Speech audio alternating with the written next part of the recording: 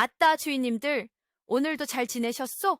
춘심이가 또 재미나게 들려드릴 이야기가 있으니께 얼른 앉으시고 귀 쫑긋 세워두소. 자, 주인님들. 오늘 이 춘심이가 풀어낼 이야기 보따리는 붓 대신 엽전 새는 소리만 좋아하던 한양의 부잣집 도령과 젓가락 대신 작두 타는 척 연기만 하던 어설픈 처녀 무당에 대한 사연이랍니다. 이야기의 시작은 칠흑 같은 어둠이 깔린 한양의 어느 밤, 고관대작 김참판의 호화로운 저택에서부터 비롯된답니다. 그날 밤 대감댁 안방마님의 애지중지하던 외동딸 귀한 아씨의 손에서 시집올 때 가져온 가보인 옷가락지 하나가 감쪽같이 사라져버렸지요. 아이고, 내 가락지, 내 귀한 옷가락지가 없어졌다. 당장 집안을 샅샅이 뒤져라. 누가 감히 내 물건에 손을 댔느냐. 김참판의 안방마님은 실성한 사람처럼 울부짖으며 온 집안을 발칵 뒤집어 놓았습니다. 하지만 하인들이 쥐구멍 하나까지 모두 뒤져보아도 옷가락지는 그림자조차 찾을 수 없었지요. 집안에는 불길한 그림자가 드리워졌고 사람들의 얼굴에는 근심과 불안이 가득했습니다. 그런데 주인님들, 이 사건에 얽힌 흉흉한 소문이 있었으니 바로 그 옷가락지에 대한 것이었답니다. 하인들 사이에서 은밀하게 속삭이는 말에 따르면 그 옷가락지는 단순한 가락지가 아니었다지 뭡니까? 쉿! 조용히 하게나. 듣자 하니 그 옷가락지에 밤마다 여인의 곡소리가 들렸다지 뭔가. 뭐시? 곡소리라니? 정말이냐? 그렇고 말고 밤마다 내 것을 내어놓으라며 울부짖는 소리가 들렸다고 하더이다. 필시 옷가락지에 죽은 여인의 혼이 씌었거나 혹은 원혼이 깃든 것이 틀림없다네. 그 흉흉한 소문은 삽시간에 저작거리로 퍼져나갔고 사람들은 저마다 애군이 낀 물건이다. 귀신 들린 가락지다 라며 혀를 찼습니다. 김참판의 딸아씨는 그 소문을 듣고 공포에 질려 옷가락지를 찾기도 전에 알아눕게 되었지요. 김참판은 이대로 가다가는 집안의 명예가 땅에 떨어지고 딸의 혼삿길마저 막힐 것이라며 발만 동동 굴렀습니다. 그는 관에 신고도 해보고 이름난 도둑들을 모두 잡아들여 신문도 해보았지만 아무런 소득도 없었지요. 온갖 방법을 다 써봤지만 귀신 들린 옷가락지를 찾아줄 사람은 아무도 없었습니다. 김참판의 애를 태우던 그 무렵 한양의 저작거리에는 혜성처럼 등장한 한 처녀 무당에 대한 소문이 파다하게 퍼져나가고 있었답니다. 글쎄, 죽은 사람의 혼과도 대화한다는 신통한 처녀 무당이 나타났다지 뭔가. 뭐시? 정말이냐? 어미를 잃고 울던 이웃집 아이에게 그 애미 혼을 불러다 마지막 인사를 시켰다더군.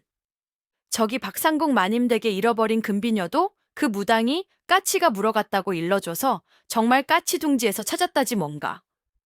사람들은 그녀의 신기에 가까운 능력에 모두 혀를 내둘렀고 그녀를 신이 내린 딸, 즉 신딸이라 부르며 칭송했습니다. 그녀의 이름은 봉선. 나이는 이제 갓스물을 넘었을까 앳된 얼굴에 말수는 적었지만 그 눈빛만큼은 총명함으로 가득 찬 처녀였습니다.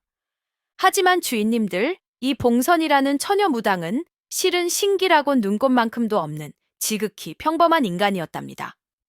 그녀는 신내림은커녕 무당이 작두 타는 것을 구경조차 해본 적이 없는 순박한 산골 처녀였지요.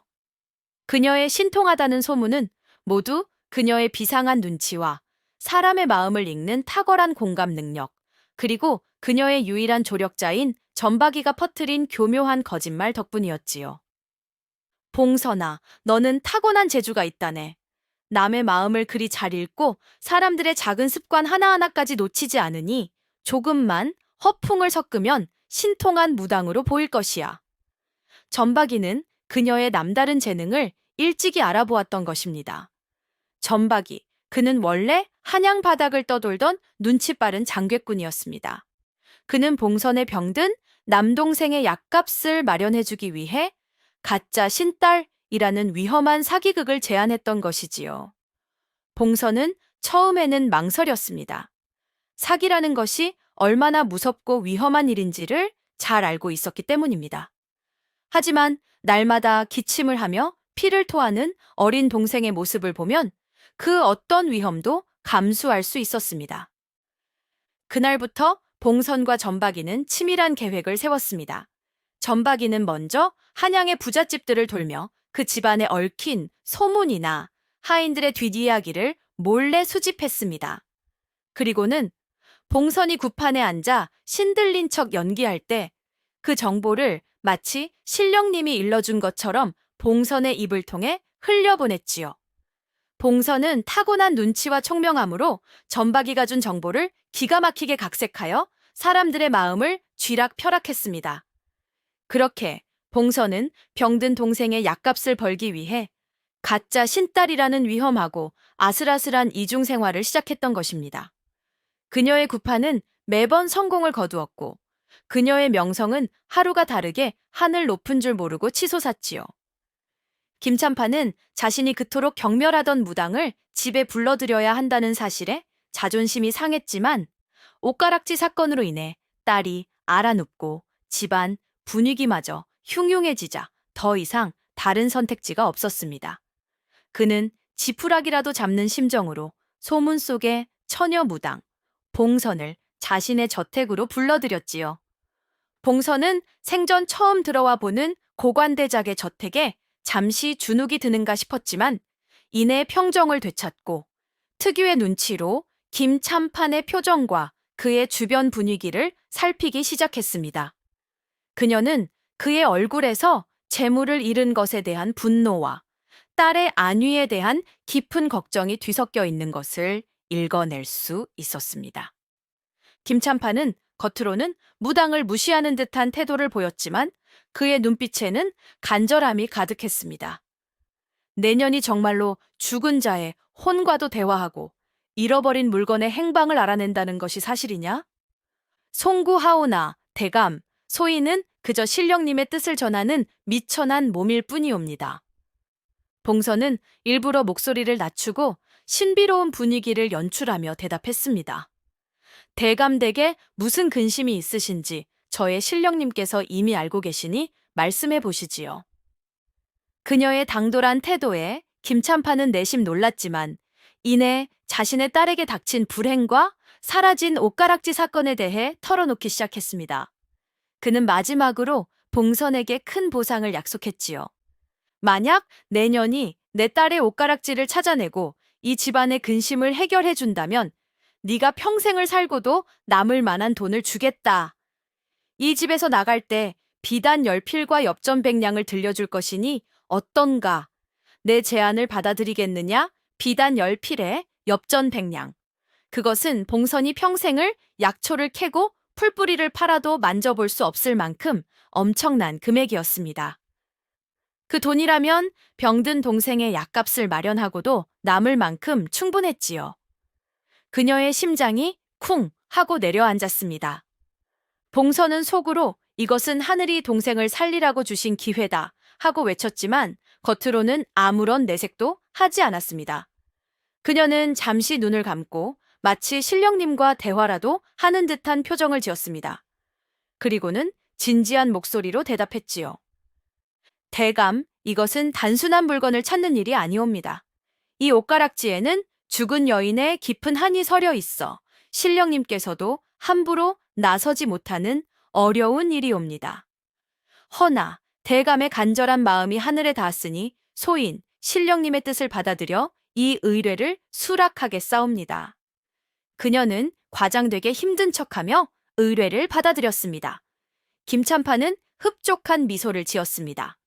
그는 며칠 뒤 봉선에게 구판을 벌일 준비를 하라고 명했지요. 그날 밤 봉선은 전박이와 함께 김참판 댁에 대한 모든 정보를 샅샅이 뒤지기 시작했습니다. 옷가락지를 잃어버린 딸 아씨의 평소 습관, 집안의 대소사, 그리고 하인들의 입에서 나오는 온갖 소문들까지. 그녀는 그 모든 조각들을 모아 김참판을 완벽하게 속일 수 있는 거대한 사기극의 판을 짜기 시작했습니다.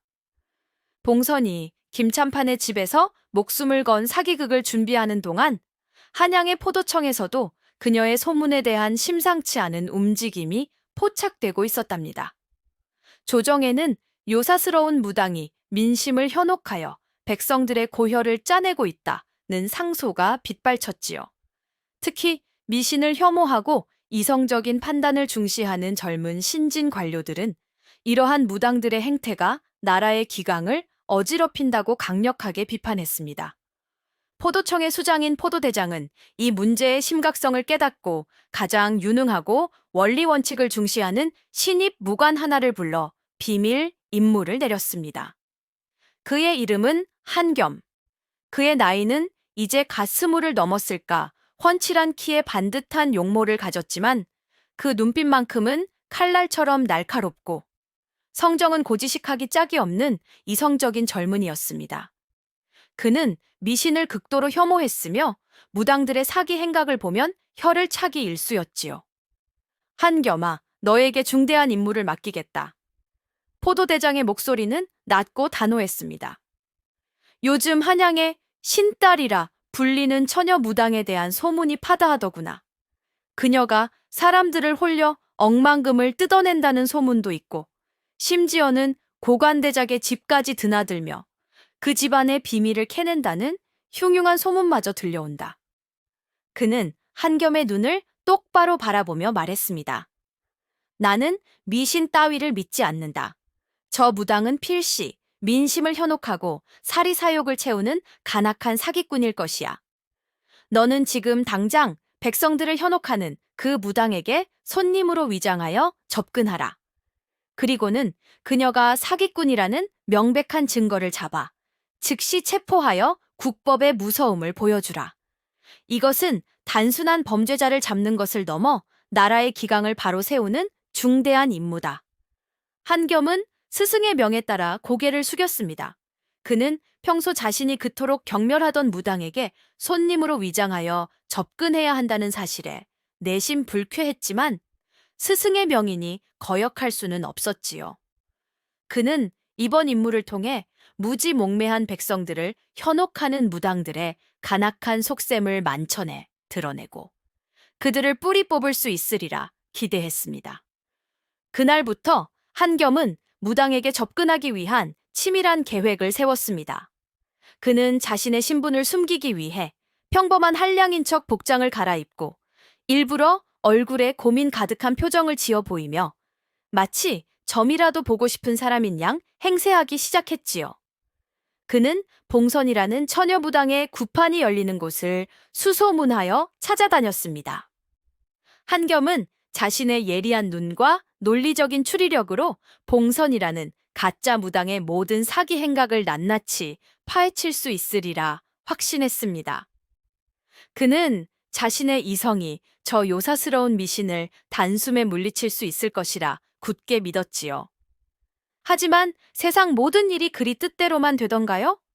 한겸은 봉선이라는 처녀 무당의 소문을 쫓아 그녀가 점을 봐준다는 허름한 초가집을 찾아갔답니다. 그는 일부러 마치 세상 모든 근심을 혼자 짊어진 사람처럼 무거운 발걸음으로 그녀의 사랑채 문턱을 넘었지요. 사랑채 안에는 아직 어린 티를 벗지 못한 봉선이 흰색 소복을 단정하게 차려입고 앉아 있었습니다. 그녀의 앳된 얼굴은 청초했지만 그 눈빛만큼은 맑고 총명함으로 가득 차 있었지요. 그녀의 옆에는 수염이 덥수룩한 늙은 점박이가 손님을 맞이하며 너털웃음을 터뜨리고 있었습니다. 한겸은 자리에 앉자마자 봉선을 뚫어지게 살폈습니다. 과연 소문대로 어리구나. 하지만 저 눈빛은 보통이 아니다. 제법 눈치가 빠르겠군. 그는 그녀의 얼굴을 분석하며 자신의 임무를 되새겼습니다. 봉선 또한 한겸을 보자마자 직감적으로 보통 손님이 아니다라는 것을 느꼈습니다. 그의 반듯한 이목구비와 흐트러짐 없는 자세에서는 양반 중에서도 관료 특유의 단정함과 엄격함이 느껴졌지요. 특히 자신을 꿰뚫어 보려는 듯한 그의 칼날 같은 눈빛은 그녀의 간담을 서늘하게 만들었습니다. 저 사람은 나의 사기극을 간파하려 드는 포도청의 끈앞풀일지도 모른다. 그녀는 긴장감에 온몸이 뻣뻣하게 굳어졌습니다. 두 사람 사이에는 잠시 살얼음판 같은 침묵이 흘렀습니다. 먼저 침묵을 깬 것은 봉선이었습니다. 그녀는 신들린 척 눈을 위로 치켜뜨고는 일부러 떨리는 목소리로 말했지요. 허어, 손님 뒤에 칼 찬 귀신이 보인다. 그녀의 그 갑작스러운 선언에 전박이는 오호, 벌써 신통력이 발휘되는구나 하며 속으로 감탄했지만 한겸의 표정은 꿈쩍도 하지 않았습니다. 그는 그저 싸늘하게 웃으며 봉선을 비웃듯이 말했습니다. 나는 귀신 따윈 믿지 않소. 내 뒤에 칼 찬 귀신이 보인다니 참으로 해괴망측한 소리로구먼. 나는 그저 밤길이 무서워 칼을 차고 다닐 뿐이오. 무당이라는 분이 사람의 겉모습도 그리 분간하지 못한단 말이오? 그의 그 날카로운 반박에 봉선은 순간 당황했지만 이내 평정을 되찾았습니다. 이놈 봐라. 보통 내기가 아니로군. 나를 떠보는 것이 틀림없어. 그녀는 다시 눈을 감고 마치 깊은 번뇌에 빠진 듯한 연기를 펼쳤습니다.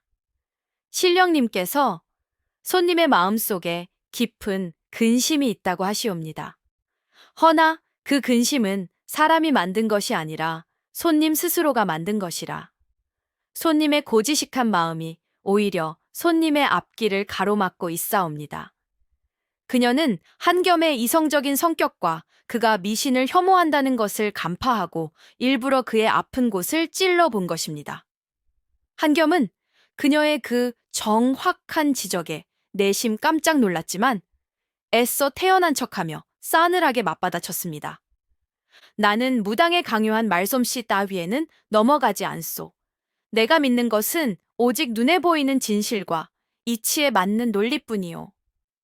그러니 쓸데없는 소리는 그만하고 내가 잃어버린 물건의 행방이나 똑똑히 짚어보시오. 그렇게 어설픈 가짜 무당과 냉철한 이성주의자 무관의 첫 만남은 서로의 속내를 꿰뚫어 보려는 불꽃 튀는 신경전으로 가득했습니다. 두 사람은 서로에게 칼을 겨누고 있는 적이나 다름없었지요. 김찬판 댁에서 구판이 벌어지는 날, 온 집안은 평소의 엄숙함과는 달리 시끌벅적하고 묘한 활기가 넘쳐났답니다. 봉선은 흰 소복을 곱게 차려입고 갖가지 신비로운 무구들로 장식된 제단 앞에 앉았습니다. 그녀의 옆에는 전박이가 북을 치고 징을 치며 분위기를 띄웠고 몇몇의 무당 패거리들이 함께 춤을 추며 신령님을 부르는 굿을 시작했습니다. 물론 이 모든 것은 철저하게 계획된 연극이었습니다. 봉선은 전박이가 미리 알려준 김찬판 댁의 하인들의 뒤치 이야기, 돌아가신 할머니가 생전에 좋아했던 음식, 집안의 대소사 등을 마치 신령님이 자신에게 직접 속삭여주는 것처럼 그럴싸하게 구판에서 풀어놓았습니다. 허어, 신령님께서 말씀하시옵니다. 김찬판 마님댁에 지난 겨울 알타가 돌아가신 시어머님이 계시옵니다. 그분이 생전에 가장 좋아하셨던 음식이 바로 저기 부엌 아궁이에 걸려있는 달콤한 약과였다고 하시옵니다. 그녀의 그 신통한 말 한마디에 김찬판과 안방마님은 눈이 휘둥그레져서 감탄했습니다. 정말이다. 우리 어머님께서 약과를 참으로 좋아하셨는데 내년이 어찌 그것을 알았느냐. 한겸은 이 모든 광경을 구판 가장자리에 앉아 팔짱을 낀 채 냉소적인 눈으로 지켜보고 있었습니다. 저런 가짜는 속임수에 넘어가는 어리석은 것들. 저 모든 것은 미리 짜고 치는 사기극일 뿐이다. 저 처녀의 눈빛을 보라. 신들린 것이 아니라 그저 연기를 하고 있을 뿐이지. 그는 자신의 이성적인 눈으로 봉선의 모든 허점을 찾아내려 애썼습니다. 구판은 절정에 달했습니다. 봉선은 온몸을 흔들며 춤을 추다가 갑자기 제단 앞에 놓인 시뻘건 작두 위로 올라섰습니다. 날카로운 칼날 위에서 춤을 추는 작두타기는 무당의 신통력을 증명하는 가장 위험하고 화려한 의식이었습니다. 신령님께서 작두를 타라 명하시옵니다. 죽은 자의 혼을 불러 옷가락지의 행방을 물으라 하시옵니다. 전박이가 목청껏 소리쳤습니다. 모든 사람들은 숨을 죽이고 봉선의 작두타기를 지켜보았습니다. 한겸의 눈빛 또한 날카로워졌습니다. 좋다. 내년이 정말 신통하다면 저 작두 위에서 칼날에 베이지 않고 춤을 춰보아라. 하지만 봉선은 이미 전박이와 미리 계획을 해두었습니다. 작두의 칼날은 이미 며칠 전부터 무뎌질 대로 무뎌져 사람의 살을 쉽게 베지 못할 정도로 변해 있었지요. 그녀는 일부러 아슬아슬하게 칼날 위에서 발을 헛디디는 척 휘청거렸습니다. 아이고, 사람들의 입에서 짧은 탄성이 터져 나왔지만 그녀는 넘어지지 않고 다시 균형을 잡았습니다. 그녀는 마치 엄청난 신기를 발휘하여 간신히 죽음의 위기를 이겨내는 듯한 처절한 연기를 펼쳤지요. 그녀의 얼굴은 식은땀으로 범벅이 되었고 온몸은 흐느적거렸습니다. 한겸은 그녀의 그 아슬아슬한 쇼를 보며 속으로 저런 하찮은 속임수 하며 비웃었습니다. 하지만 이상하게도 그의 마음 한구석에는 그녀의 그 처절한 연기에 아주 희미한 연민 같은 것이 싹트고 있었지요. 저리 어린 처녀가 동생의 약값을 위해 얼마나 끔찍한 위험을 감수하고 있는가. 작두 타기가 끝나자 봉선은 거의 탈진한 듯 제단 위로 쓰러졌습니다.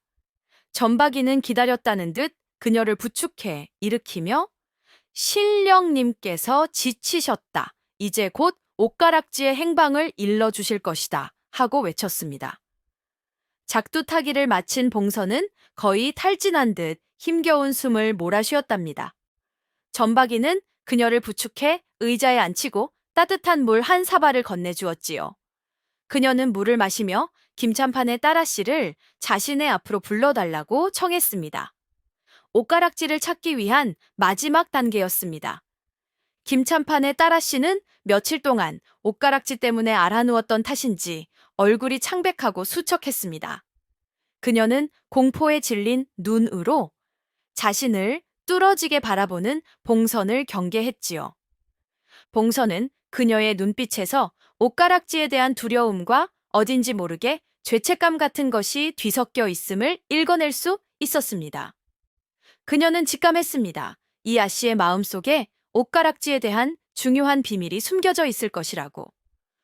봉선은 일부러 목소리를 낮추고 마치 신령님께서 자신의 입을 통해 속삭여 주시는 것처럼 다정하고도 차분하게 말을 건넸습니다. 아가씨, 너무 두려워 마셔요. 신령님께서는 아가씨의 고통스러운 마음을 알고 계시옵니다. 옷가락지에 깃든 원호는 아가씨를 해치려는 것이 아니라 그저 자신의 억울함을 알아달라 외치고 있을 뿐입니다. 그녀는 말을 이었습니다. 신령님께서 말씀하시옵니다. 아가씨의 마음속에 지난 며칠간 가장 크게 자리 잡고 있는 근심이 있다고 하시옵니다. 그것은 바로 옷가락지 때문만이 아니라 다른 누군가에 대한 깊은 걱정이라고. 그것은 아가씨께서 최근 집안의 연못 근처에서 웬 삿갓 쓴 사내와 언성을 높이며 다툰 적이 있다는 사실과 관련된 근심이라고. 그것이 과연 무엇인지 신령님께서는 궁금해 하십니다. 봉선은 자신의 뛰어난 공감 능력과 눈치를 총동원하여 아씨의 표정과 몸짓에서 읽어낸 정보들을 조합해 마치 신통력처럼 풀어낸 것이었습니다. 그녀는 아씨의 얼굴에서 최근 있었던 어떤 다툼에 대한 죄책감과 그 사내에 대한 걱정을 읽어냈던 것입니다. 봉선이 말을 마치는 순간 김찬판의 딸 아씨의 얼굴은 마치 하얗게 질린 비단처럼 변했습니다. 그녀는 자신이 감추고 있던 비밀이 신의 뜻으로 드러난 것에 경악을 금치 못했지요. 그녀의 눈은 공포와 함께 봉선을 향한 믿음으로 가득 차기 시작했습니다. 아니, 아저씨, 아줌마, 당신이 어찌 그것을 아시오? 아씨의 그 반응에 김찬판과 안방마님은 깜짝 놀라며 봉선의 신통력을 굳게 믿게 되었습니다. 그들은 아씨에게 어서 그 근심이 무엇인지 말하라며 재촉했지요. 아씨는 결국 모든 것을 털어놓을 수밖에 없었습니다. 사실 제가 옷가락지를 잃어버리기 며칠 전 연못 근처에서 삿갓을 쓴 낯선 사내와 마주쳤사옵니다. 그 사내가 그 사내가 우리 아버님께 원한이 있는 듯한 말을 하기에 제가 그만 그와 다투다가 그만 제 손에서 옷가락지를 놓쳐 연못가로 굴러 떨어뜨리고 말았습니다. 그 사내는 제가 옷가락지를 찾으려 할 때 저를 밀치고 도망쳤사옵니다. 그녀는 원혼이 깃들었다는 소문이 사실일까 두려워 이 모든 사실을 숨겨왔던 것입니다. 김찬판의 딸아 씨의 고백은 봉선의 완벽한 사기극에 날개를 달아주었답니다. 그녀는 신들린 듯한 목소리로 옷가락지가 연못 근처 버드나무 아래에 묻혀 있다고 선언했지요. 신령님께서 말씀하시옵니다. 옷가락지는 연못가 가장 오래된 버드나무 아래 깊은 곳에 묻혀 있사옵니다. 허나 그곳에는 죽은 자의 깊은 한이 서려 있으니 함부로 손을 댔다가는 더 큰 애군이 닥칠 것입니다. 오직 신령님의 뜻을 받은 저만이 그 한을 달래고 옷가락지를 찾아낼 수 있을 것이옵니다. 그녀의 말대로 김찬판의 하인들이 연못과 버드나무 아래를 파내려 가자 과연 땅속 깊은 곳에서 시커먼 흙에 덮인 옷가락지가 그 모습을 드러냈습니다. 찾았다. 정말로 옷가락지가 나왔다. 김찬판과 안방만님 그리고 모든 집안 사람들은 봉선의 신통력에 경악을 금치 못했습니다. 그들은 그녀를 마치 살아있는 신령님처럼 떠받들며 정말로 신이 내린 무당이로구나. 우리 집안의 근심을 해결해 주셨으니 이 은혜를 어찌 갚아야 할지 하며 칭송을 아끼지 않았지요. 봉선은 속으로 휴, 이제 살았다 하고 안도의 한숨을 내쉬었지만 겉으로는 신중한 표정을 잃지 않았습니다. 그녀는 옷가락지에 얽힌 죽은 여인의 한을 달래는 구판을 벌였고 그 구판에서 다시 한번 전박이가 준 정보들을 쏟아내며 김찬판 댁의 모든 근심을 해결해주는 것처럼 연기했습니다. 구판이 끝나고 봉선은 약속받은 비단 10필과 엽전 100냥을 가득 안고 의기양양하게 김찬판 댁을 나섰습니다. 그녀는 병든 동생의 약값을 마련했다는 생각에 기쁨과 안도감에 눈물을 글썽겼습니다. 이제 그녀의 어설픈 사기극은 성공적으로 막을 내리는 듯 보였습니다. 하지만 주인님들, 이 모든 광경을 처음부터 끝까지 지켜본 한 사람, 바로 포도청의 신입 무관 한겸은 결코 의심을 거두지 않았답니다. 그의 날카로운 눈에 봉선의 그 모든 신통력은 너무나도 치밀하게 계산된 연기일 뿐이었습니다. 그는 구판이 끝나자마자 봉선이 옷가락지를 찾은 버드나무 아래로 달려갔습니다. 그는 주변의 흙을 자세히 살피다가 무언가에 긁힌 듯한 희미한 흙의 흔적과 발자국 몇 개를 발견했습니다. 아무래도 누군가 미리 파두었던 것을 다시 덮어두었던 흔적이야. 그리고 저 발자국은 여인의 것이로군. 그는 다시 봉선의 구판을 떠올렸습니다. 죽은 자의 혼이 어쩌고 연못가 삿갓 쓴 사내와 다퉜다. 그의 귀에는 봉선의 그 모든 말들이 마치 사건의 단서를 쫓는 수사관의 추리처럼 들렸습니다. 그녀는 죽은 혼과 대화한 것이 아니다. 그녀는 사람들의 말과 행동, 표정에서 단서를 찾아내고 그것을 교묘하게 조합하여 마치 신통력인 양포장했던 것이다. 한겸은 봉선이라는 처녀 무당의 지혜와 눈치에 놀라움을 금치 못했습니다. 그는 자신이 찾던 사기꾼이 아니라 자신과 같은, 아니, 어쩌면 자신보다 더 뛰어난 추리력과 관찰력을 가진 존재와 마주하고 있었던 것입니다. 그는 직감했습니다. 이 사건 뒤에는 분명 자신이 모르는 더 큰 비밀이 숨겨져 있을 것이라고. 그리고 그 비밀의 열쇠는 바로 그 삿갓 쓴 사내에게 있을 것이라고. 그는 봉선을 잡는 것을 잠시 유보하고 그 검은 삿갓의 정체를 비밀리에 추적하기 시작했습니다. 김찬판 댁의 의뢰를 성공적으로 마친 봉선은 약속받은 비단과 엽전을 들고 의기양양하게 집으로 돌아왔답니다. 그녀는 병든 동생의 약값을 마련했다는 생각에 마음속 깊이 안도감과 기쁨을 느꼈지요. 전박이 또한 봉선아, 너는 정말 하늘이 내린 제주꾼이다. 이제 우리는 평생을 호의호식하며 살 수 있겠구나 하며 춤을 추듯 기뻐했습니다. 하지만 세상에 완벽한 범죄는 없는 법이라고 했던가요? 봉선에 완벽해 보였던 사기극의 뒤에는 한겸이라는 날카로운 의심의 그림자가 끈질기게 그녀의 뒤를 쫓고 있었습니다. 한겸은 봉선을 감시하는 것을 잠시 멈추고 자신이 구판에서 들었던 삿갓쓴 사내의 정체를 추적하는데 모든 역량을 집중했습니다. 그는 며칠 동안이나 연못가 주변을 샅샅이 뒤지고 인근 마을 사람들에게 그 사내의 인상착의를 물었지요. 그의 집요한 추적은 마침내 놀라운 진실의 조각 하나를 찾아내게 된답니다. 그는 연못가 주변의 흙에서 며칠 전 구판에서 봉선이 언급했던 삿갓쓴 사내의 것으로 추정되는 발자국 몇 개를 발견했습니다. 그리고 그 발자국은 놀랍게도 김찬판의 외동딸 아씨의 발자국과 함께 연못가에서부터 시작하여 숲속 깊은 곳으로 이어지고 있었지요. 삿갓쓴 사내와 아씨가 연못가에서 다퉜고 옷가락지를 떨어뜨렸다. 그리고 그 삿갓쓴 사내는 옷가락지를 훔치지 않고 도망쳤다. 그런데 그의 발자국이 왜 다시 이 숲속으로 이어지고 있단 말인가? 그리고 아씨의 발자국과 함께? 한겸의 머릿속은 복잡하게 얽혀 들어갔습니다. 그는 직감했습니다. 이 사건은 단순한 절도 사건이 아니라는 것을. 옷가락지 뒤에는 분명 자신이 모르는 더 깊고 은밀한 비밀이 숨겨져 있다는 것을. 그리고 그 비밀의 열쇠는 바로 그 검은 삿갓의 정체와 김찬판 댁의 내막에 있을 것이라고. 그는 밤마다 잠을 이루지 못하고 자신의 추리력을 총동원하여 사건의 조각들을 맞추어 나갔습니다. 그의 눈에 봉선이라는 처녀 무당의 모든 행동들이 점점 더 의미심장하게 다가오기 시작했지요. 그녀는 단서를 찾아낸 것이 아니라 마치 이미 모든 것을 알고 있는 사람처럼 행동했습니다.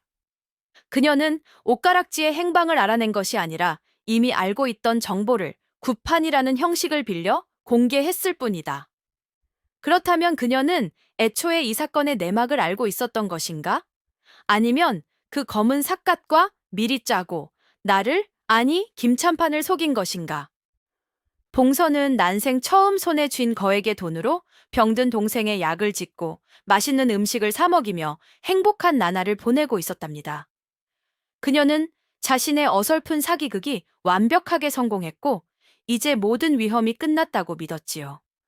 전박이 또한 그녀의 재주에 감탄하며 봉선아, 이제 우리는 한양 최고의 무당이 될 것이다 라며 들떠 있었습니다. 하지만 세상에 완벽한 평화는 없는 법이라고 했던가요?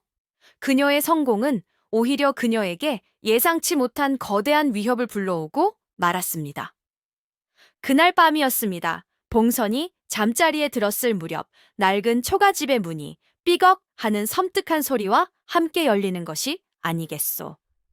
그리고 그 문틈으로 칠흑 같은 어둠 속에서 검은 삿갓들 깊이 눌러쓴 괴한 하나가 소리 없이 안으로 들어오는 것이었습니다. 봉선은 공포에 질려 비명조차 지를 수 없었습니다. 그녀는 이불 속에 몸을 웅크리고 덜덜 떨 수밖에 없었지요. 검은 삿갓은 봉선에게로 다가와 그녀의 멱살을 거칠게 붙잡았습니다. 그의 손은 얼음장처럼 차가웠고 그의 눈빛은 굶주린 짐승처럼 살벌했습니다. 그의 입에서 나오는 목소리는 가면 뒤에 숨겨져 있어 알아듣기 힘들었지만 그 안에는 분명한 위협이 담겨 있었습니다. 내년이 쓸데없는 것을 보았다. 감히 나의 일을 방해하고 나의 계획을 틀어지게 만들었으니 이 목숨이 아깝지 않은 모양이구나. 그는 봉선에게 옷가락지 사건의 진짜 내막과 자신이 옷가락지를 훔쳐 소동을 벌인 진짜 이유가 김찬판의 집에 숨겨진 비밀을 찾아내기 위함이었음을 짤막하게 털어놓았습니다. 그는 봉선의 신통력이 아니라 그녀의 눈치와 재치 때문에 자신의 계획이 노출될 위기에 처했다는 것을 경고한 것이지요. 내 너에게 마지막 경고를 하겠다. 한 번만 더. 내 일에 끼어들거나 쓸데없는 소문을 흘리면 그땐 내년의 동생은 물론이고 내년의 목숨마저도 무사하지 못할 것이다. 명심하거라. 검은 삿갓은 봉선의 목을 거칠게 놓아주고는 왔던 것처럼 소리 없이 어둠 속으로 사라졌습니다. 봉선은 혼자 남아 식은 땀을 비 오듯 흘리며 온몸을 떨 수밖에 없었습니다. 그녀는 그 순간 자신이 발을 들여놓은 이 사기극의 위험이 돈이나 감옥 따위와는 비교할 수 없는 훨씬 더 거대하고 무서운 것임을 깨달았습니다. 그녀의 어설픈 사기극 뒤에는 사람의 목숨이 달린 아주 위험하고 추악한 비밀이 숨겨져 있었던 것입니다. 그리고 그 비밀이 이제 그녀 자신의 목숨을 위협하고 있었습니다. 전박이는 봉선의 초가집에 나타난 이 의문의 괴한에 대한 이야기를 듣고 얼굴이 하얗게 질렸습니다. 봉선아, 이제 정말 큰일 났구나. 어서 이 돈을 가지고 멀리 도망쳐야 해. 하지만 봉선은 더 이상 도망칠 수가 없었습니다. 그녀는 검은 삿갓의 눈빛에서 그가 가진 깊은 분노와 슬픔을 읽어낼 수 있었기 때문이지요. 그녀는 직감했습니다. 검은 삿갓 또한 자신처럼 억울함을 풀기 위해 싸우는 또 다른 피해자일 것이라고. 밤새도록 잠 한숨 자지 못하고 고민하던 봉선은 다음 날 아침 포도청에 신입 무관 한겸을 찾아갔답니다. 그녀는 자신의 목숨을 구하고 검은 삿갓이 가진 비밀을 풀기 위해 자신이 그토록 경계하던 이성적인 관료에게 도움을 청해야 한다는 사실에 깊은 자존심의 상처를 입었지만 다른 선택지가 없었습니다. 한겸은 봉선이 자신의 관하로 찾아오자 내년이 올 줄 알았다. 이제 더 이상 발뺌할 수 없을 것이다. 순순히 죄를 인정하고 하며 득의양양한 표정으로 그녀를 추궁하려 했습니다. 하지만 봉선은 그의 말을 끊고 다짜고짜 그의 바짓가랑이를 붙잡고 매달렸습니다. 나으리, 살려주십시오. 저는 정말 아무것도 모릅니다. 하지만 제게 나으리께서 찾고 계신 그 검은 삿갓에 대한 중요한 단서가 있사옵니다. 부디 저를 믿고 제발 저를 좀 도와주세요. 그녀는 어둠 속에서 겪었던 끔찍한 위협과 검은 삿갓이 김찬판의 집안에 얽힌 비밀을 캐고 있다는 사실을 한겸에게 모두 털어놓았습니다. 한겸은 봉선의 이야기를 듣고 깜짝 놀라지 않을 수 없었습니다. 그는 검은 삿갓이 단순한 도적이 아니라 김찬판 집안의 비밀과 얽힌 더 큰 배후가 있는 인물이라는 것을 직감했지요. 그는 봉선의 말이 자신이 추리하던 사건의 조각들과 정확히 일치한다는 것을 깨달았습니다. 하지만 그는 여전히 그녀가 사기꾼이라는 의심을 거두지 않았습니다. 그는 그녀를 날카롭게 쏘아보며 물었지요. 내년이 지금 저 괴한에게서 벗어나기 위해 내게 거짓말을 하는 것이냐? 내가 어찌 너 같은 요사스러운 무당을 믿고 내 귀한 시간을 낭비한단 말이냐? 나으리, 저는 나으리를 속인 적이 없습니다. 봉선은 눈물로 호소했습니다. 제가 가진 것은 그저 비상한 눈치와 사람의 마음을 읽는 재주뿐입니다. 그것을 이용하여 병든 동생의 약값을 벌기 위해 어설픈 사기극을 벌였을 뿐입니다. 저를 믿지 못하시겠다면 저의 집을 샅샅이 뒤져보셔도 좋습니다. 그녀의 그 솔직한 고백에 한겸은 잠시 당황했지만 이내 결심을 굳혔습니다. 그는 직감했습니다. 이 처녀의 어설픈 사기극 속에 자신이 해결해야 할 진짜 사건의 핵심이 숨겨져 있다는 것을, 그리고 그녀의 눈물 속에는 그 어떤 거짓도 없는 진심이 담겨 있다는 것을. 그는 한숨을 내쉬며 봉선에게 손을 내밀었습니다. 좋다. 내 말을 믿어주겠다. 허나 명심하거라. 만약 내년이 나에게 조금이라도 거짓을 구하거나 내 임무에 방해가 된다면 그땐 내 손으로 내 목숨을 거둘 것이다. 나를 따라라. 이제부터 너와 나는 한패다. 그렇게 어설픈 가짜 무당과 냉철한 이성주의자 무관의 기묘하고도 아슬아슬한 동맹이 시작되었습니다. 두 사람은 처음부터 끝까지 티격태격하면서도 서로의 다른 능력을 통해 환상의 호흡을 보여주었지요. 봉선은 특유의 친화력과 눈치로 저작거리와 하인들 사이에서 정보를 모았고, 한겸은 예리한 추리력으로 그 정보들을 분석하여 사건의 조각들을 하나씩 맞추어 나갔습니다. 이 과정에서 두 사람은 서로의 다른 모습에 조금씩 끌리기 시작했습니다. 한겸은 봉선의 순수한 마음과 강인한 생명력에 매료되었고, 봉선은 한겸의 고지식한 정의감과 자신을 지켜주려는 듬직한 모습에 마음을 열었지요. 봉선과 한겸의 기묘한 동맹은 생각보다 훨씬 더 놀라운 결과를 가져왔답니다. 두 사람은 서로의 약점을 완벽하게 보완하며 김참판 댁에 얽힌 사건의 진실을 빠르게 파헤쳐 나갔지요. 봉선은 무당이라는 자신의 신분을 이용하여 김참판 댁 하인들의 마음을 얻고 그들의 입에서 나오는 온갖 소문과 뒷이야기들을 수집했습니다. 그녀는 낮에는 어리숙한 무당 행세를 하며 하인들의 고민을 들어주고, 밤에는 점박이와 함께 그들의 이야기 속에 숨겨진 단서들을 분석했지요. 한편 한겸은 봉선이 가져온 그 파편적인 정보들을 자신의 논리적인 추리력과 수사 기법을 이용하여 거대한 그림으로 완성시켜 나갔습니다. 그는 정보를 분석하고 사람들의 진술을 교차 검증하며 사건의 조각들을 하나씩 정확하게 맞추어 나갔지요. 그의 날카로운 추리력은 마침내 검은 삿갓대 정체에 대한 결정적인 단서 하나를 찾아냈답니다. 그는 김참판 댁 주변에서 발견된 발자국과 봉선이 구판에서 언급했던 삿갓 쓴 사내의 인상착의를 조합하여 그가 바로 김참판의 조카라는 것을 알아냈습니다.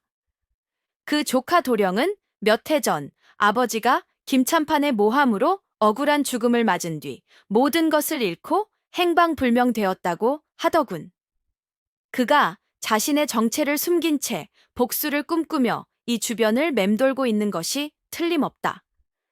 한겸은 직감했습니다. 검은 삿갓이 훔쳐간 옷가락지는 단순한 절도품이 아니라는 것을. 그것은 김참판의 과거 죄악을 밝혀낼 어떤 중요한 단서나 열쇠일 것이라고. 그는 밤마다 봉선과 함께 머리를 맞대고 밤새도록 사건에 대해 논의했습니다. 한 사람은 신의 뜻을 빌어 사건을 풀고, 다른 한 사람은 이성과 논리로 진실을 파적했지요. 그들은 서로의 다른 관점과 능력에 감탄하며 어느덧 서로의 존재 자체에 깊이 의지하게 되었습니다. 봉선과 한겸의 끈질긴 추적과 치밀한 추리 덕분에 마침내 김참판 댁에 얽힌 모든 추악한 비밀들이 하나둘씩 수면 위로 드러나기 시작했답니다. 두 사람은 검은 삿간의 정체가 바로 김참판의 조카라는 것을 밝혀낸 뒤 그 조카의 행방을 추적했습니다. 그리고 얼마 지나지 않아 그는 자신의 아버지의 비리를 증명할 비밀 장부를 찾기 위해 옷가락지를 훔쳐 소동을 벌였다는 사실을 알게 되었지요. 옷가락지가 비밀 장부가 숨겨진 곳을 암시하는 열쇠였다는 말이요? 한겸이 놀라 물었습니다. 예, 아씨의 돌아가신 할머니께서 며느리에게 옷가락지를 물려주실 때 이것은 집안의 가장 깊은 비밀을 여는 열쇠이니라. 언젠가 이 집안의 근간이 흔들릴 때 이 옷가락지가 모든 것을 밝혀줄 것이다 라는 유언을 남기셨다고 합니다. 봉선은 전박이에게서 들은 소문을 전했습니다. 그들은 김참판 댁의 구조와 아씨의 할머니가 생전에 아끼던 물건들을 토대로 옷가락지가 가리키는 장소를 추리해 나갔습니다. 그리고 마침내 집안의 낡은 사당 뒤편, 오래된 석등의 밑바닥에 숨겨진 비밀 공간을 발견하게 되었지요. 그곳에는 김참판의 조카가 그토록 찾아 헤매던, 그리고 김참판이 그토록 숨기려 했던 낡은 장부와 서신 뭉치가 가득 들어 있었습니다.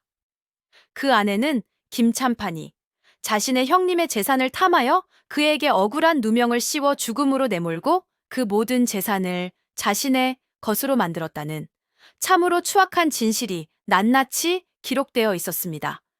뿐만 아니라 그가 그 과정에서 다른 관리들과 주고받았던 뇌물 내역과 매수했던 증인들의 명단까지 모든 것이 상세하게 적혀 있었지요. 이럴 수가? 장부와 서신들을 읽어 내려가던 한겸의 얼굴은 분노로 일그러졌습니다.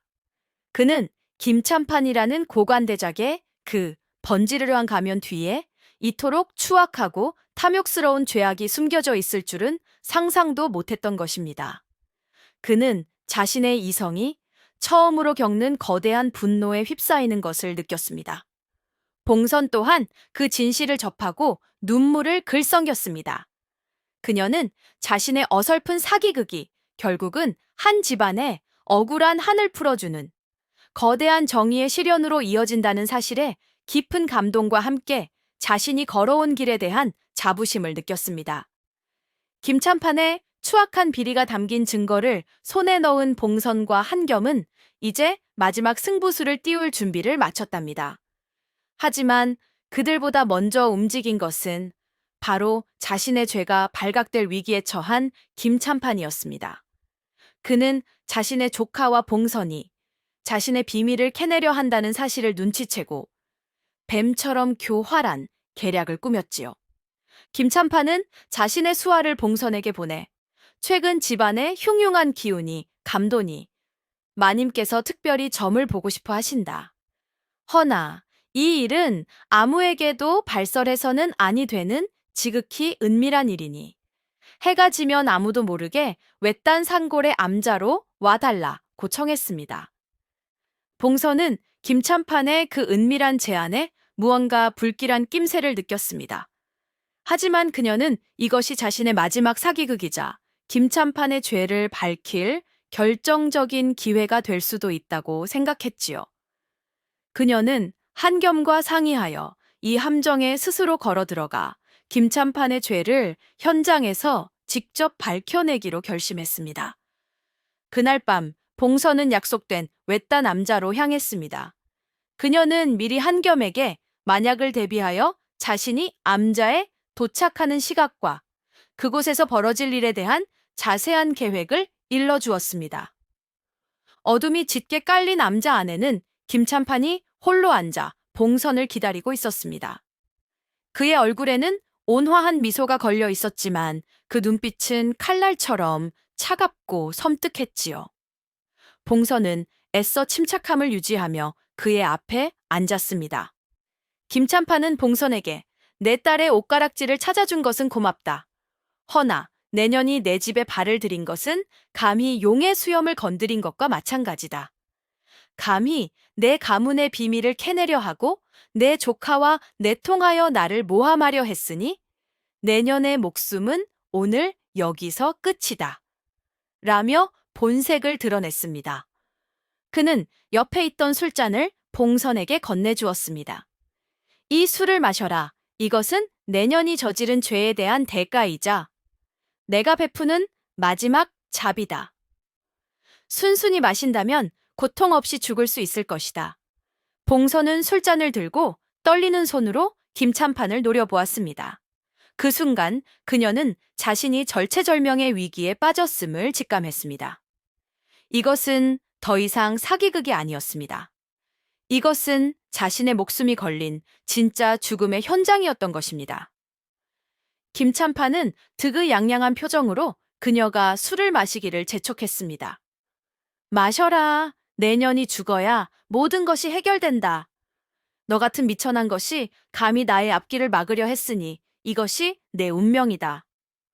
봉선이 독이 든 술잔을 들고 떨고 있을 때 김참판은 그녀가 고통스럽게 죽어가는 모습을 상상하며 음흉한 미소를 짓고 있었답니다. 그는 자신의 승리를 확신했지요. 하지만 주인님들, 하늘은 어찌 그리 악인의 편만 들어주던가요?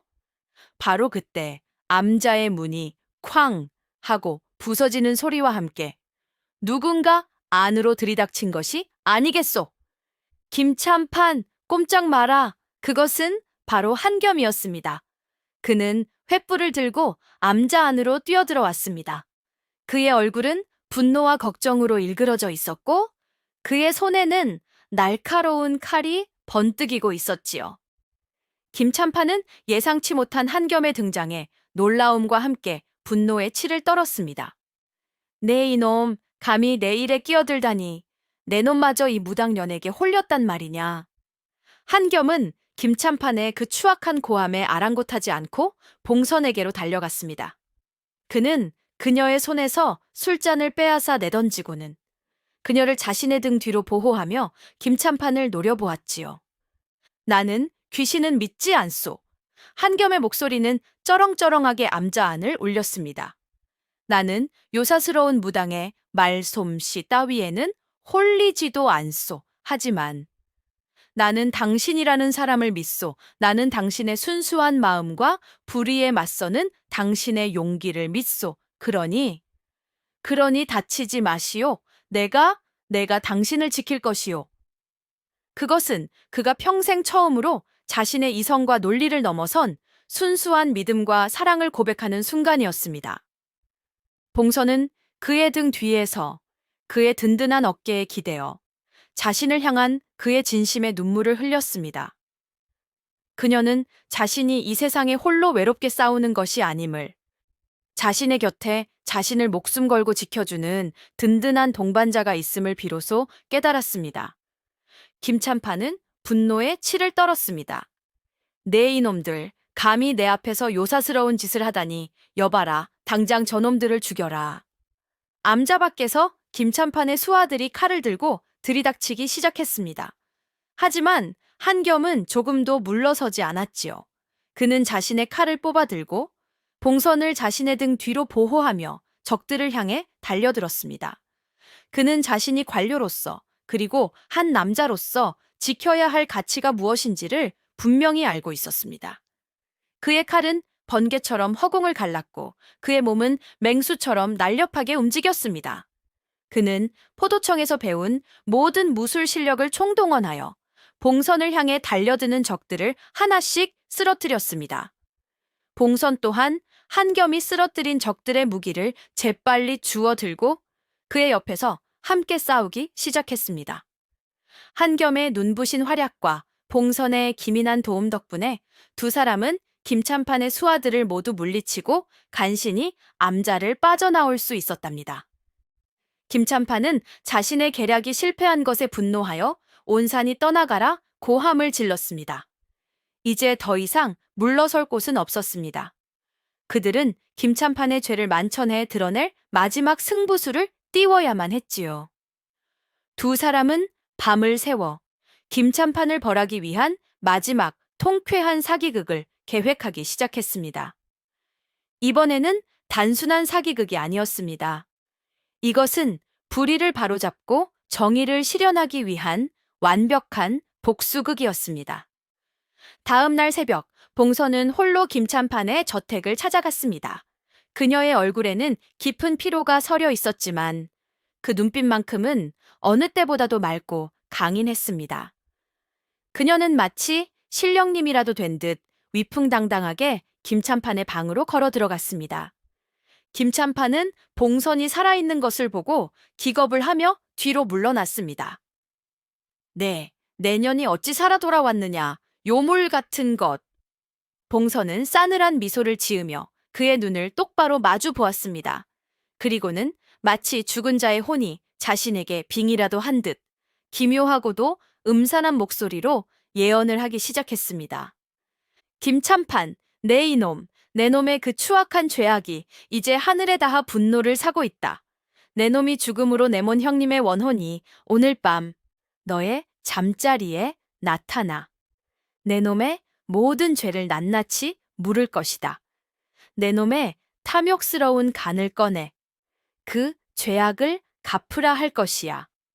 그녀는 김참판이 밤마다 죄책감에 시달리며 죽은 형님의 원혼을 두려워하고 있다는 사실을 전박이에게서 미리 알아두었던 것입니다. 그녀의 그 신들린 듯한 연기는 미신을 굳게 믿는 김참판의 간담을 서늘하게 만들었습니다. 그의 얼굴은 공포에 질려 하얗게 변했습니다. 아니야, 저리 가라, 귀신 들린 년, 내 놈이 나를 홀리려 드는구나. 봉선은 그의 절규에 아랑곳하지 않고 말을 이었습니다.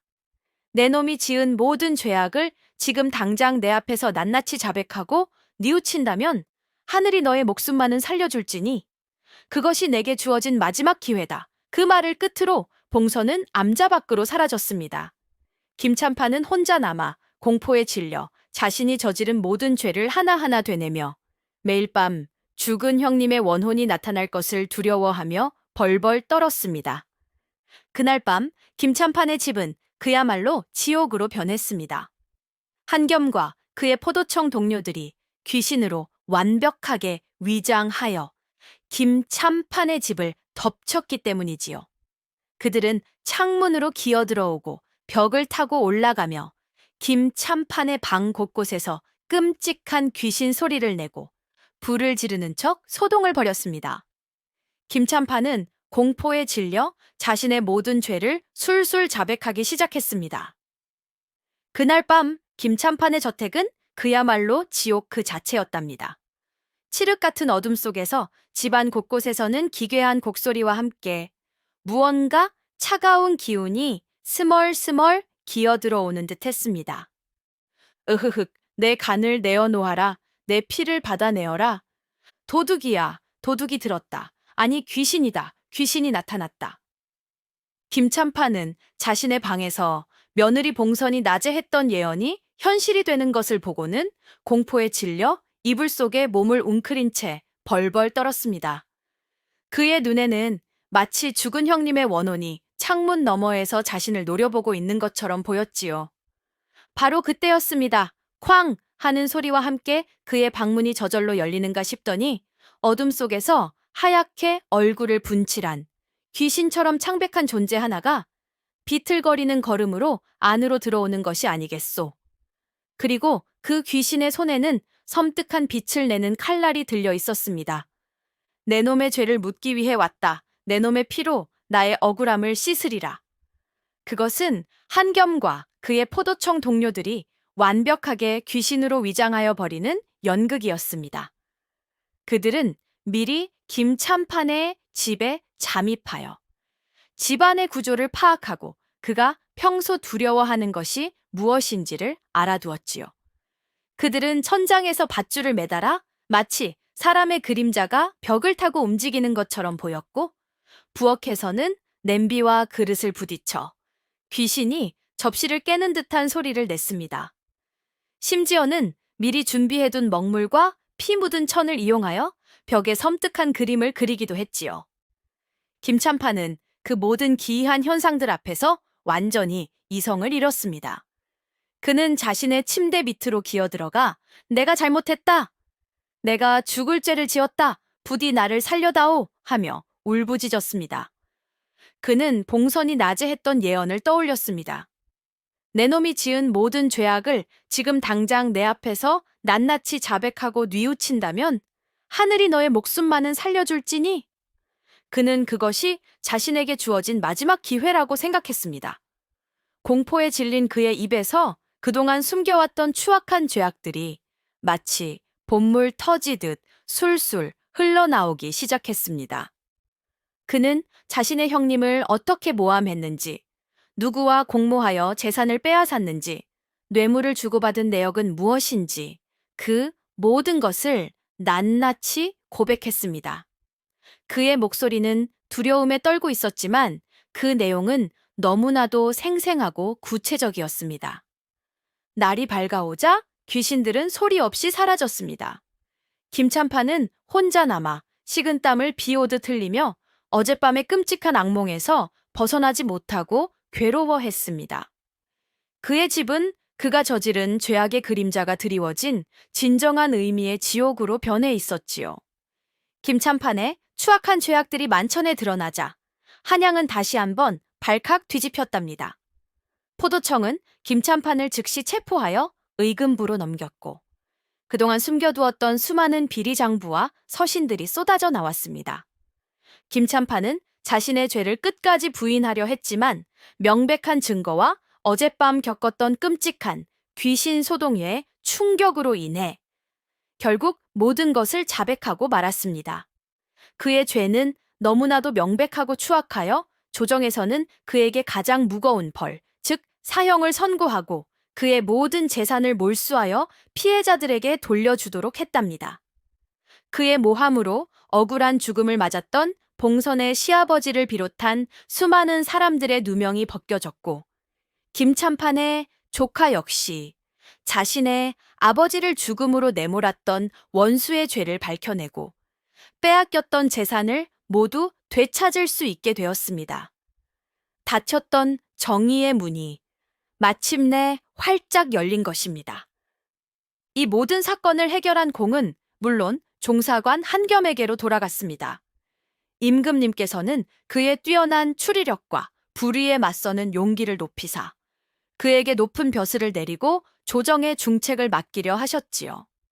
한겸은 이 모든 공을 봉선과 그녀의 조력자들에게 돌리고 싶었지만 그럴 수는 없었습니다. 하지만 한겸은 자신을 찾아온 김참판의 조카에게 이 모든 것은 당신의 아버님의 억울한 한이 하늘에 닿아 스스로 밝혀진 것입니다. 그리고 그 한을 풀어준 것은 바로 신의 뜻을 받은 한 처녀 무당의 지혜 덕분이니 그녀를 잊지 마시오 라는 의미심장한 말을 남겼습니다. 김참판의 조카는 그 말에 깊이 고개를 끄덕였지요. 그는 포도청에서 자신이 가진 모든 능력을 인정받게 되었고 훗날 포도대장의 자리까지 오르게 되는 청렴하고 강직한 관리로 이름을 떨치게 되었다고 합니다. 한편 봉선은 이 모든 사건이 끝난 뒤 자신이 받은 엄청난 보상금을 병든 동생의 치료비로 모두 사용했습니다. 동생은 건강을 되찾았고 그녀의 마음속에 있던 가장 큰 짐이 사라졌지요. 이제 그녀는 더 이상 가짜 무당 행세를 할 필요가 없었습니다. 그녀의 어설픈 사기극은 한 집안의 억울한 한을 풀고 거대한 악의 축을 무너뜨린 통쾌하고도 위대한 정의의 실현으로 막을 내렸습니다. 모든 사건이 해결되고 평화가 찾아온 어느 봄날, 한겸은 봉선이 살고 있는 초가집을 찾아갔답니다. 그는 더 이상 포도청의 무관복이 아닌 단정하지만 평범한 도포를 차려입고 있었습니다. 그의 얼굴에는 예전의 날카로움 대신 따뜻하고 부드러운 미소가 걸려 있었지요. 봉선은 그의 갑작스러운 방문에 깜짝 놀라면서도 반가움을 감출 수 없었습니다. 그녀는 그동안 한겸을 향해 싹 텄던 자신의 마음을 애써 숨기려 했지요. 한겸은 봉선의 앞에 다가가 아무런 망설임 없이 자신의 무릎을 꿇었습니다. 그리고는 떨리는 목소리로 하지만 진심을 담아 자신의 마음을 고백했습니다. 봉선아 씨, 저는 여전히 무당의 요사스러운 신통력 따위는 믿지 않소. 제가 믿는 것은 오직 눈에 보이는 진실과 이치에 맞는 논리뿐입니다. 허나, 그는 봉선의 손을 조심스럽게 잡았습니다. 그의 눈빛은 그 어느 때보다도 진지하고 뜨거웠지요. 하지만 아씨, 당신이라는 사람은 내 평생을 바쳐 믿고 사랑하고 싶소. 나는 당신의 어설픈 사기극이 사실은 얼마나 순수하고 뜨거운 마음에서 비롯된 것이었는지 압니다. 당신의 그 지혜와 용기, 그리고 억울한 사람을 돕고자 하는 당신의 뜨거운 정의감에 나는 이성을 잃을 만큼 깊이 매료되었소. 그는 말을 이었습니다. 나는 당신을 아내로 맞이하여 평생을 당신의 곁에서 당신을 지켜주고 싶소. 당신의 그 지혜와 눈치가 혹 이 험한 세상을 살아가다 위험에 처할 때면 내가 칼과 몸으로 당신의 방패가 되어주겠소. 부디 내 부족함을 채워주는 동반자가 되어주시겠소? 한겸의 진심 어린 고백에 봉선은 눈물을 글썽겼습니다. 그녀는 평생을 자신을 가짜 무당이라 속여왔고 자신의 진짜 마음을 드러내지 못하고 살아왔습니다. 그런데 지금 이 세상에서 가장 이성적이고 올곧은 무관이 자신의 모든 것을 받아들이고 자신을 사랑한다고 고백하고 있었던 것입니다. 그녀는 수줍게 고개를 끄덕였습니다. 그리고는 장난기 어린 미소를 지으며 그의 손을 꼭 잡았지요. 나으리, 어디 한번 제 진짜 신통력으로 우리 두 사람의 미래나 점쳐볼까 합니다만 그녀의 그 장난스러운 말에 한겸은 환한 웃음을 터뜨렸습니다. 그들의 웃음소리가 초가집 가득 따뜻하게 울려 퍼졌지요. 사건이 모두 해결되고 봉선과 한겸은 마을 사람들과 지인들의 축복 속에서 소박하지만 행복한 혼례를 올렸답니다. 봉선은 더 이상 무당 행세를 하지 않았습니다. 그녀는 한겸과 함께 작고 아담한 주막 하나를 차려 평범한 주모로 살아가기 시작했지요. 하지만 그녀의 놀라운 눈치와 사람의 마음을 꿰뚫어 보는 능력은 여전했습니다. 그녀는 주막을 찾아오는 손님들의 얼굴빛과 표정만 보고도 그들이 무슨 고민을 가지고 있는지, 어떤 어려움에 처해 있는지를 금세 알아챘지요. 아이고, 주인장, 요즘 장사가 영 시원찮아 큰일일세. 허허, 주인장, 얼굴에 수심이 가득하시니 필시 아드님 문제 때문이시구려. 하지만 눈꼬리가 위로 올라가 있으니 아드님은 장차 큰 인물이 될 것입니다. 너무 걱정 마시고 그저 믿고 지켜봐 주시오. 그녀의 따뜻하고 지혜로운 조언은 사람들에게 큰 위로와 힘이 되어 주었습니다. 사람들은 더 이상 그녀를 무당이라 부르지 않았지만 무당보다 용한 주모라 부르며 그녀의 주막은 언제나 고민 상담을 하려는 손님들로 문전성시를 이루었다고 합니다. 한겸은 포도청에서 승승장구하여 훗날 포도대장의 자리까지 오르는 청렴하고 강직한 관리로 이름을 떨쳤습니다. 그는 여전히 미신을 믿지 않았지만 아내 봉선의 지혜를 누구보다도 존경하고 사랑했지요. 그는 아내의 주막에서 밤마다 봉선이 들려주는 사람들의 이야기와 그녀의 지혜로운 조언을 들으며 백성들의 마음을 헤아리고 올바른 정치를 펴는데 큰 도움을 받았다고 합니다. 두 사람은 평생을 서로에게 가장 든든한 동반자이자 가장 사랑하는 연인으로 살아갔습니다. 그들은 서로의 약점을 보완하고 서로의 장점을 존중하며 함께 성장하고 성숙해 나갔습니다. 그리고 사람들은 그들의 이야기를 하나의 유쾌하고 감동적인 전설처럼 자식들에게 들려주곤 했습니다. 가짜 신딸이 진짜 사랑을 만나 자신의 지혜와 용기로 세상을 바로잡고 사람들의 마음을 치유했다는 이야기. 진정한 지혜와 사랑은 겉모습이나 신분에 있는 것이 아니라 바로 그 사람의 마음속에 있다는 것을 그들의 이야기는 우리에게 아주 오랫동안 가르쳐 주었다고 합니다. 자, 주인님들, 오늘 춘심이가 들려드린 가짜 신딸, 진짜 사랑 이야기는 여기까지랍니다. 부디 주인님들께서도 겉모습만 보고 사람을 판단하는 어리석음을 범치 마시고 그 안에 숨겨진 진정한 마음과 능력을 꿰뚫어 보실 줄 아는 지혜로운 눈을 가지시기를 바라겠소이다. 이 춘심이 다음에 또 재미난 이야기 보따리 들고 찾아뵙겠습니다. 고맙소이다.